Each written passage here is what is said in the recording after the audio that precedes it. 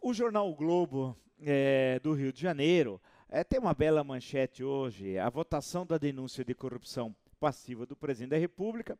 Embaixo vem Temer vai ao limite, e aí três pequenas manchetes aí. Ruralistas, a maior bancada, recebem agrado. 11 ministros devem se licenciar para votar, que é uma coisa fantástica, é só no Brasil, e deputados fizeram fila para negociar favores e tal. É um momento triste hoje, não é um momento de consolidação do Estado Democrático de Direito, né? Que seria uma votação livre do Legislativo para dizer se a denúncia da PGR, da Procuradoria-Geral da República, deveria ser encaminhada, tal qual dispõe a Constituição, ao Supremo Tribunal Federal. E aí caberia ao Supremo discutir juridicamente a denúncia. É importante destacar, não custa relembrar, que na mesma seção da Constituição tem duas questões. Uma, o crime de responsabilidade. Aí é uma discussão estritamente política, da esfera do Legislativo, que é o processo de impeachment. O STF só entra numa questão como essa em relação ao trâmite, né? Mas é uma decisão exclusiva do Legislativo, ou seja, a Câmara autoriza o processo de impeachment e cabe ao Senado processar e julgar. Portanto, o crime de responsabilidade é uma coisa.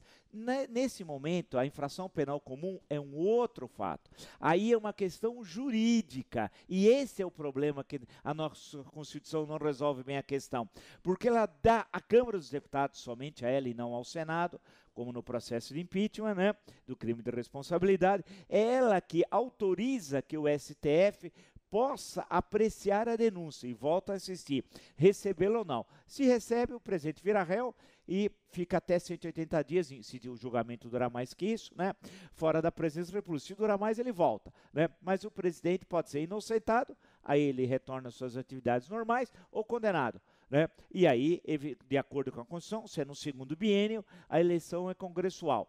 Nesse interregno, quem governa, no caso dele ser inocentado, o presidente da Câmara. É isso que determina a Constituição de forma muito clara tal.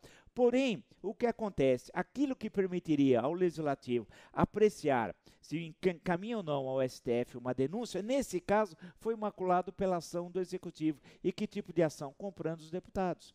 E houve benesse distribuída a todas as bancadas, por incrível que pareça, no Brasil, ao invés de partidos políticos, nós temos bancadas que vulgarmente são chamadas da Bíblia, da bala, aquelas que defendem interesses de todos os tipos, da terra, da igreja, de interesses de grupos intermediários das igrejas, usando o sentido no plural, e não partidos políticos. Portanto, esse é um dia triste, não é um dia alegre, né? É um dia triste para o funcionamento das instituições democráticas. Alguém dizer que, olha que bom, a Constituição está sendo aplicada, o espírito do Constituinte não era esse. Ele dava à Câmara dos Deputados, no caso da infração penal comum, esse direito porque o presidente foi eleito numa chapa, né, mas eleito, vice-presidente, mas eleito, né, e, portanto, é diferente do crime de responsabilidade.